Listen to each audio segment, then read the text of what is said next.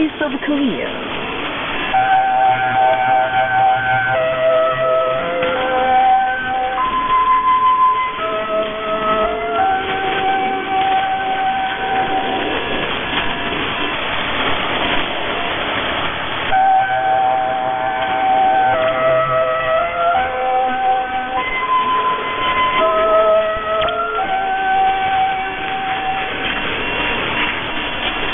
This is Voice of Korea. This is Voice of Korea.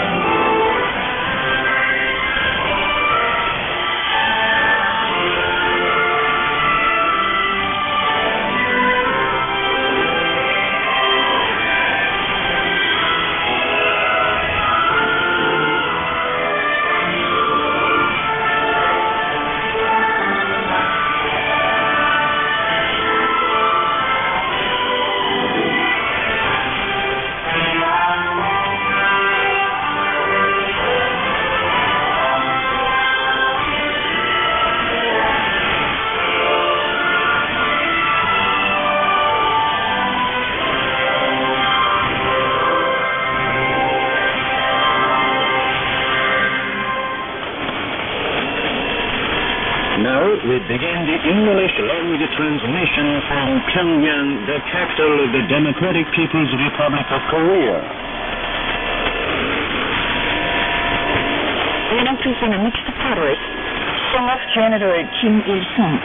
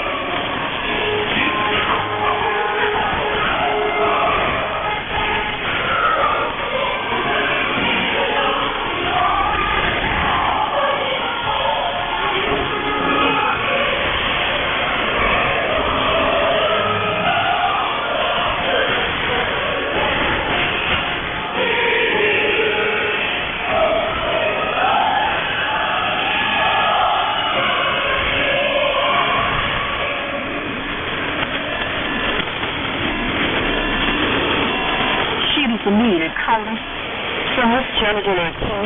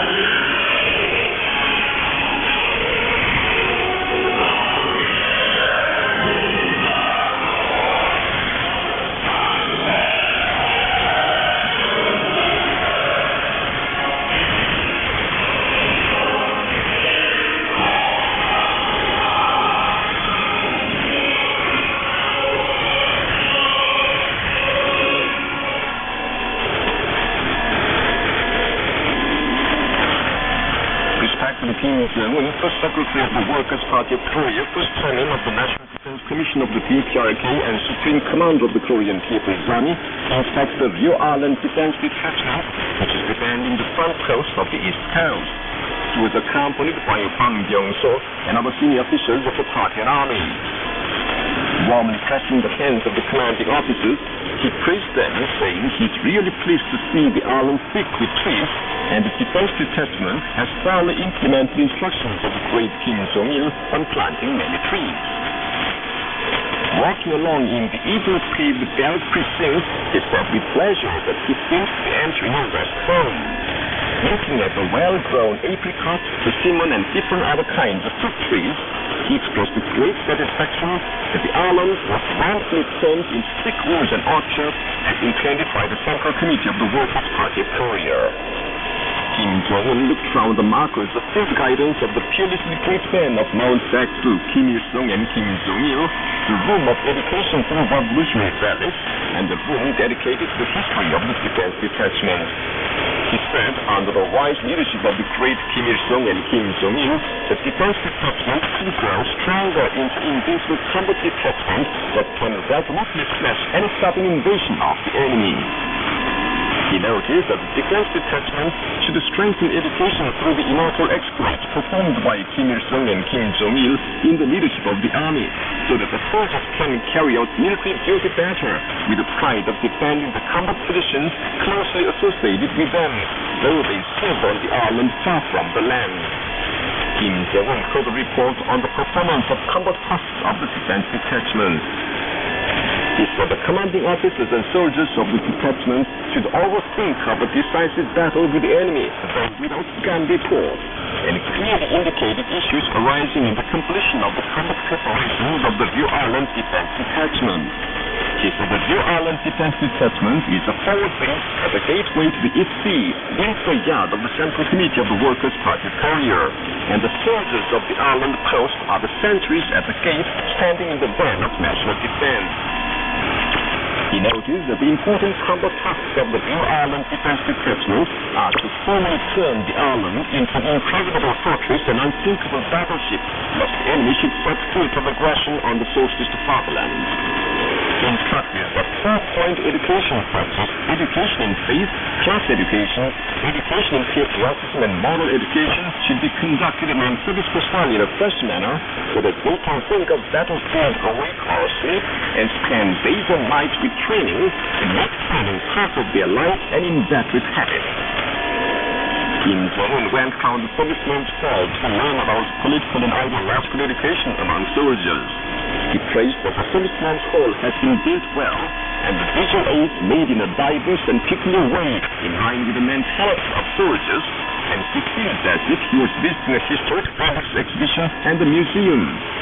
He said nothing in the world is more powerful than the political and ideological strength of soldiers, and when the spiritual strength of the soldier masses is regarded as an almighty treasure hoard, victory is always certain in battle. He noted that for firmly preparing the service personnel politically and ideologically, it is necessary for them to always hear the voice of the party while watching television and reading the newspaper of the People's Army, revolutionary novels, and other books. He paid deep attention to the life of service personnel at the Temple of Action, making the rounds of the soldiers' health complex, vegetable greenhouse without artificial heating, mushroom cultivation ground, flower greenhouse, and other logistic establishments and companies directly under the detachment. Seeing people put the foods on tables at the dining hall of the soldiers' health complex and meat soup boiling in the cauldron, he said they are really profuse, though he had come without notice, and it is proved that 250 grams of clean foods are provided to each family every day through good bean farming. Looking at the protein-rich grass field with a nice pavilion and many ducks, geese, rabbits, and turkeys in the animal house, he beamed all over his face, saying, "They are great. The greenhouses and animal house of the defense detachment look like a botanical garden in a zoo. It suffices to prove that the foundation for supply service is solid."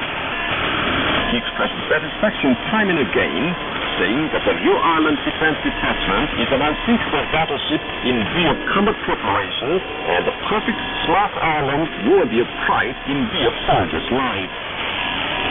Saying the New Island Defense Detachment has wonderfully done all things that had been praised by the Party Central Committee, he highly appreciates the detachment as a model unit which most correctly executes the military policy of the party and as a fiscal unit to be followed by the whole army. Noting that the successes in the military and political work depend on the commanding officers of units, he praised the commander of the New Island Defense Detachment as a strenuous commanding officer with great ambition for war, and the paragon to be followed by the commanding officers of the whole army. He proposed awarding the title of Labor Hero to Hero of the Republic, Commander Chun Jae-gun, and the political commissar of the detachment, and directly gave a higher military rank to the political commissar on the spot, with the order of the Supreme Commander. Kim Jong-un waved his hand long to the Soviet personnel and their families, shouting proud with tears in their eyes. Respected Kim Jong-un received the gift from the Secretary of the Borno State Government of Nigeria. The gift was handed to the DPRK Ambassador Extraordinary and Plenipotentiary to Nigeria by Secretary Jida Taba Ahmed. The Indonesian Committee, the Swedish Committee, and the Danish National Committee for Remembering the Great President Kim Il-sung were recently formed. The committees decided to organize political and cultural events in praise of the sacred revolutionary life and immortal exploits of the great leader Kim Il-sung on the occasion of the 20th anniversary of his demise. Meanwhile, an inaugural ceremony of the Ecuadorian Committee for Remembering President Kim Il-sung took place in Quito on the 6th. Seminars recently took place in Benin, Bulgaria, Peru, and Mexico on the occasion of the 50th anniversary of the great leader Kim Jong-il's start of work at the Central Committee of the Workers' Party of Korea. speakers at the seminars highly praised Kim Jong-il as a prominent leader and unsurpassed political elder who strengthened and developed the Workers' Party of Korea into the organizer and guide of all victories of the Korean people and led the Korean Revolution to victory. They struck was the exploits of Kim Jong-il in smashing the aggressiveness, high-handedness, and arbitrariness of the imperialists and firmly defending the sovereignty and dignity of the country and peace and security of the world with the original Sengun or army push policy would be everlasting. Press statements were recently released by the chairman of the Brazilian Committee for Remembering Leader Kim Jong-il and the acting secretary of the Yangon Regional Committee of the Union Solidarity and Development Party of Myanmar on the occasion of the 50th anniversary of the great leader Kim Jong-il's start of work at the Central Committee of the Workers' Party of Korea. Kim Yong-nam, president of the Presidium of the Supreme People's Assembly of the DPRK, sent a message of greetings to Benigno Simeon Cojuangco Aquino, president of the Philippines, on the 12th. The message sent congratulations to the president, the government, and the people of the Philippines on the occasion of the 116th anniversary of the independence of that country, and wished the friendly Philippine people progress and prosperity and the president's success in his work. That day, DPRK Foreign Minister Ri Su-yong sent a message of greetings to his Philippine counterpart, Albert in Rosario, on the same occasion. A national symposium was held at the Central Youth Hall in Pyongyang on the 12th to have a deep understanding of the martial exploits performed by the great leader Kim Jong-il in the course of party building and further glorify them on the occasion of the 50th anniversary of his start of work at the Central Committee of the Workers' Party of Korea. There were Kim Ji-nam, secretary of the Central Committee of the Workers' Party of Korea, officials of party, administrative and working people's organizations at national levels and in Pyongyang, and officials in the fields of science, education, literature and arts, mass media, and revolutionary relics preservation, and party officials training organs. Set out of the symposium were papers of different sizes, including "It is a historic event of epical significance in the accomplishment of the revolutionary cause of success the great Kim Jong-il started to work at the Central Committee of the Workers' Party of Korea, and the great Kim Jong-il is an outstanding leader who laid an eternal foundation for the building of a prosperous country by remarkably enhancing the leading role of the party."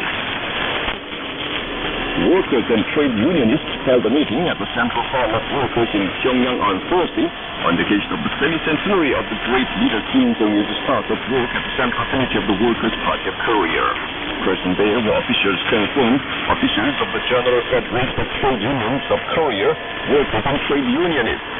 The reporter and speakers said the great Kim Jong-il's start of work at the Party Central Committee on June 19th to 53 or 1964 was a historic event that brought about a new turn in the strengthening and development of the party and accomplishment of the revolutionary cause of success. They dwelt upon the immortal exploits of the great Kim Jong-il to strengthen and develop the Workers' Party of Korea into the organizer and guide of all victories of the Korean people and into a powerful militant force leading the Korean Revolution to victory. Meeting of agricultural workers and members of the Union of Agricultural Working People took place in Ordinary Anna County, South Gwanghae Province on the 12th on the occasion of the 50th anniversary of the great leader Kim Jong-il's start of work at the Central Committee of the Workers' Party of Korea. Present there were officials concerned, agricultural workers and union members in Anna County. Reporters speaking at the meeting stressed that his start of work at the Central Committee of the Workers' Party of Korea was a historic event of epochal significance in remarkably strengthening the militancy of the party and in brilliantly carrying forward and accomplishing the revolutionary cause of success started in Mount Baekdu through generations. The outdoor wading pool of the Munsu Water Park started its service for this year on the occasion of the 68th anniversary of the Korean Children's Union. For a few days after the opening, more than 15,000 school youth and children and working people of different circles spent a pleasant time at the wading pool. Cho Il-min, representative of the Pyongyang mission of the South Korean Anti-Imperialist National Democratic Front and its top members, visited the monument to the three charters for national reunification on the 12th on the occasion of the 14th anniversary of the historic June 15th Joint Declaration. talks were held at the Ministry of Foreign Affairs of the Gabonese Republic on the 10th between Minister of Foreign Affairs Lee Soo-young, who is leading the government delegation of the DPRK on a visit to Gabon, and Emmanuel Isoje Ngongde, Minister of Foreign Affairs and Francophone, on the integration of Gabon. Present at the talks on the DPRK side were members of the delegation and the DPRK ambassador extraordinary and plenipotentiary to Gabon, and on the Gabonese side, the Deputy Minister, the Secretary General, and the Director General for Diplomatic Relations of the Ministry of Foreign Affairs and Francophone and Regional Integration, and other officials concerned. At the talks, both sides exchanged views on developing friendly relations between the two countries and other issues of mutual concern. Minister Ngongde said the friendly and cooperative relations provided by the preceding leaders of the two countries are being expanded and developed amid deep concern of Gabonese President, His Excellency Ali Bongo Ondimba, and the great leader of the Korean people, His Excellency Kim Jong-un. He expressed the belief that the bilateral relations, which have developed in a diversified way over the past 40 years since the establishment of diplomatic relations, would in the future be further strengthened in the interests of the peoples of the two countries, and reassure the Korean side of the invariable stand of Gabon that Korea should be reunified peacefully and independently without foreign interference. Lee Soo-young, Minister of Foreign Affairs of the DPRK, sent a congratulatory message to Navracsics Tibor on the 11th upon his appointment as Minister of Foreign Affairs and Trade of Hungary. The DPRK government delegation led by Foreign Minister Lee Soo-young arrived in the Republic of Mozambique on the 11th. The delegation was received at the airport by the Director for Asia and Oceania of the Ministry of Foreign Affairs and Cooperation of Mozambique and the Mozambican Ambassador Extraordinary and Plenipotentiary to Korea. Earlier, the delegation left the Republic of Gabon by air after winding up its visit. The spokesman for the Korean National Peace Committee gave a statement to media on June 13th as regards the recent disclosure of the South Korean capital plan to join in the U.S. missile defense system by introducing the U.S. Theater Height Altitude Area Defense Interceptor, or THAAD, into South Korea, which triggered both strong protest and denunciation at Semen of war. The statement said the United States long forced the South Korean puppets to deploy THAAD, the core of the U.S. missile defense system, and so far the South Korean puppets have pretended not to accept it for fear of the opposition of the DPRK and other neighboring countries, and continued.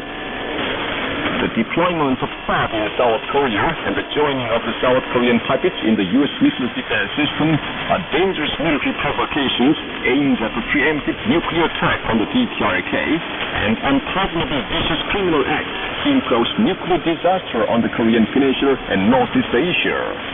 The deployment of THAAD will reduce South Korea to a nuclear outpost for U.S. aggression of Korea and implementation of its strategy for ocean domination, and the greatest nuclear battle, which will extremely escalate the military tension in the Korean Peninsula and the neighboring area, and create greater danger of nuclear war. In the long run, South Korea will be turned into a theater of worldwide nuclear war and reduced to ashes because of nuclear disasters. South Korean public of different sections must actively turn out in the struggle to resolutely oppose the deployment of THAAD and establishment of missile defense system by the United States and the South Korean public, and foil the North-targeted nuclear war movers.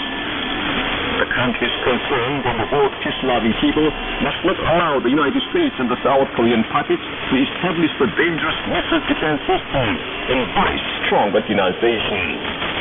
We will never remain an onlooker to the movements of the United States and the South Korean puppets to deploy THAAD and establish the missile defense system, but resolutely answer it with strengthened nuclear deterrent force, the spokesman for the Korean National Peace Committee stressed.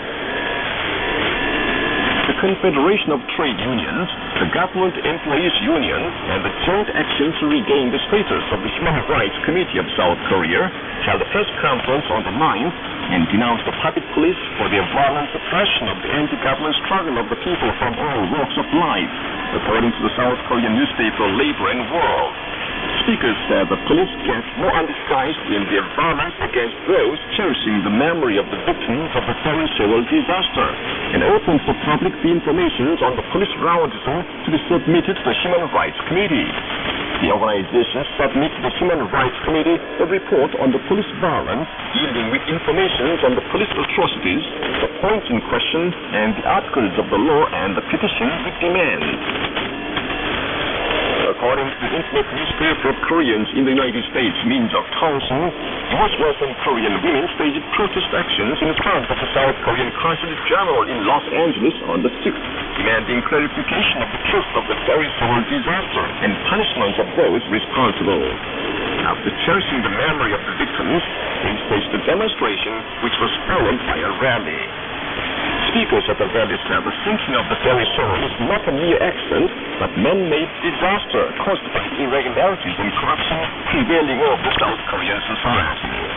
They stressed that Park Geun-hye should resign, taking responsibility for the truth, and the struggle would continue until he steps down from power.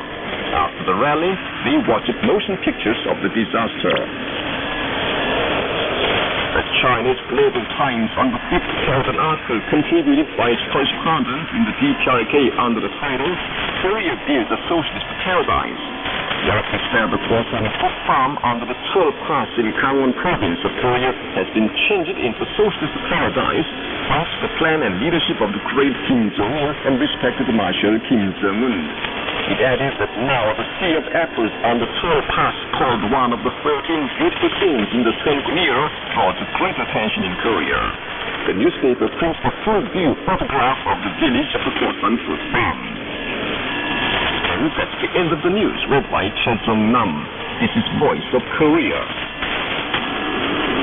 The Daily Minju Joseon issued a commentary Friday on the title, Extra Large Criminals Should Be Punished. The commentary said, the South Korean prosecution on the 9th declared unsuspected officials of the Saenuri Party and intelligence service, including Nam Jae-sun, who circulated distorted minutes of inter-Korean summit meeting during the presidential election in 2012 and opens the public revised minutes last year. The seriousness of these extra-large crimes, unprecedented in the history of international diplomacy, lies in desecration and utter insult of our supreme dignity. That is why we have strongly demanded full punishment of those criminals who provoked and insulted our supreme dignity, since the Park Geun-hye group committed the extra-large crimes of illegally opening to the public the minutes of the inter-Korean summit meetings. The Park Geun-hye group, however, challenged our just demands with intensified confrontation movements against the fellow countrymen, further aggravating the inter-Korean relations. That is the reason why the South Korean people desirous of improvement of inter-Korean relations condemn the opening of the minutes to the public and demand a thorough investigation into the case and punishment of the criminals. Pressed by the public, the prosecution started investigation last year, but more than 1 year-long investigation was no more than a trick to conceal the crimes of the Park Geun-hye group. The Park Geun-hye group should thoroughly see the growing protest and resentment of prominent group, apologize for the case, and sternly punish the criminals, the commentary stressed. That was the commentary under the title, Extra Large Criminals Should Be Punished, carried by the Daily Minju Joseon on Friday. This is Voice of Korea.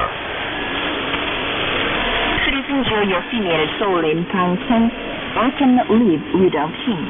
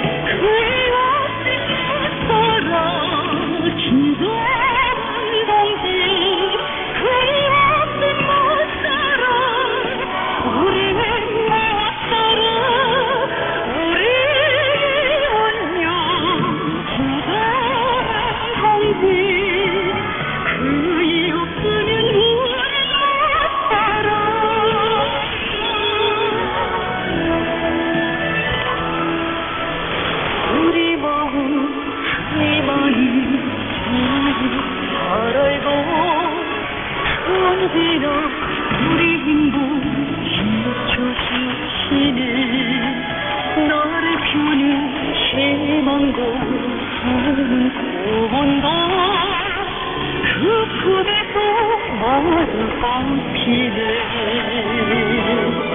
그의 없는 낯사람 김도는 공지 그의 없는 낯사람 우리 무엇사람 우리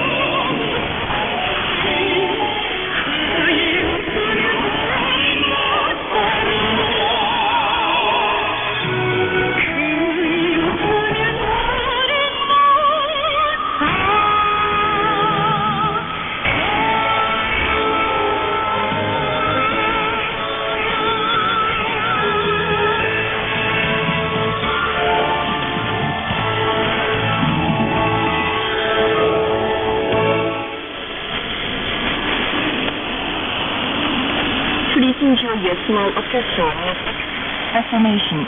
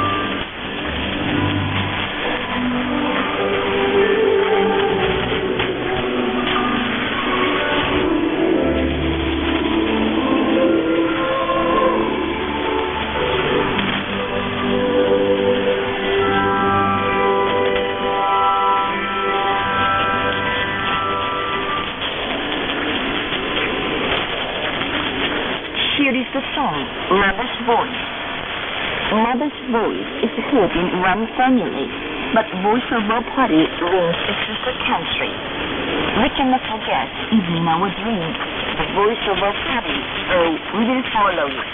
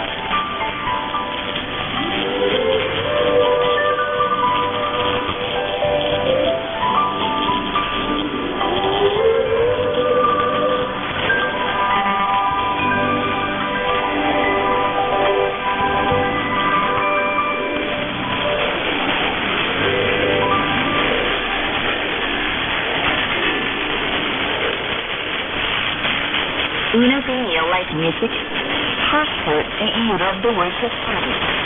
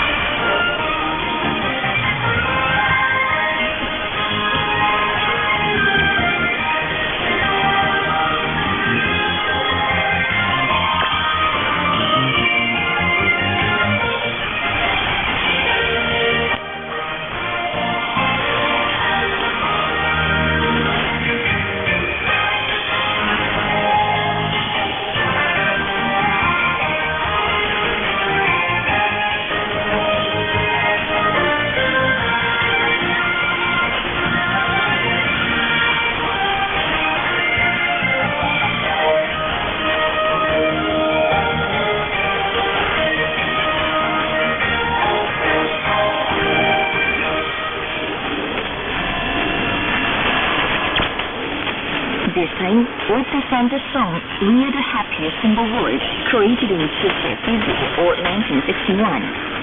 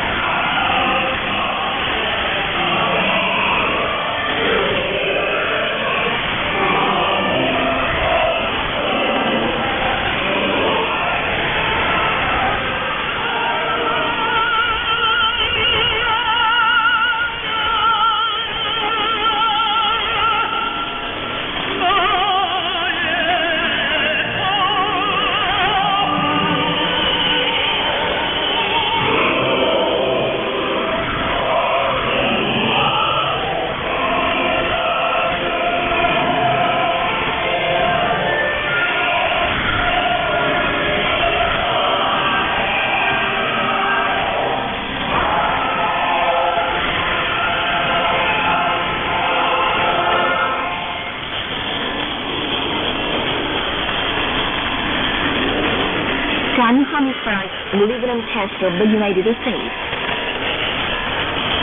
Sanguinary gun homicides continue in the United States to the surprise of the people.